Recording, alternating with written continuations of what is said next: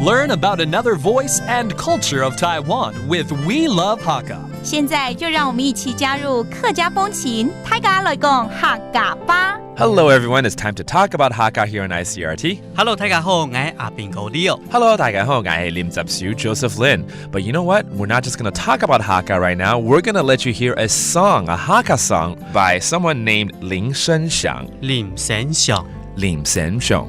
好，我们先听这首歌曲叫做什么？細妹細妹聽嗌來。細妹細妹聽嗌來，而且这故事还蛮有趣的哈。好，等一下来解释一下。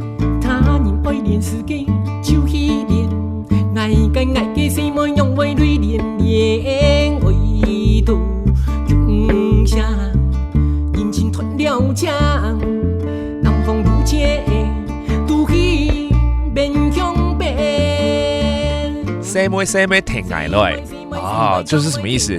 这个妹妹妹妹，对不对？妹妹妹妹跟我来，跟我来吗？真的吗？好戏谑哦。Interesting. The song title actually means "Hey girl, come with me," right? 小姐跟我来吧那样子。可是它里面一定有是什么样的故事，还蛮好听的一首歌，其实你对不对？听个歌你就知道，这应该不会那么轻浮的一首歌。其实它故事就讲说，以前客家人他很在意就是同性通婚的问题。OK， 对。尤其这个剧中的主角呢，这首歌的主角呢，就是我们的文学大师钟理和钟老师。这首歌是有一点是在引申他的人生故事就对了，是不是？他以前就曾经有过一段就是同性通婚，然后遭受到家族的反对，然后最后呢，他毅然决然的就离开了故乡，然后到了北部，最后呢，他也把那个女生接回来，就一起。共结连理。对。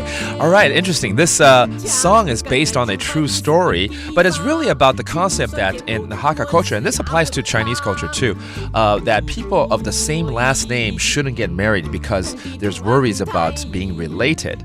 But in this scenario, a very well-known writer here in Taiwan, Hakka writer in Taiwan, known as Zhong Lihe, he went ahead and fell in love with someone with the same last name as his, someone named Zhong, and now Lin Shengxiang sings about it. Let's review some of these terms.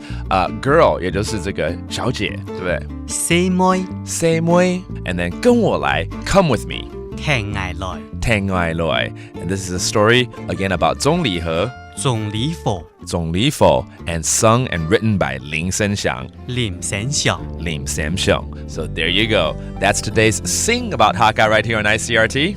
安子谁？张來了。客家風情由行政院客家委員會監製。We Love Hakka has been brought to you by the Executive Yuan's Council for Hakka Affairs.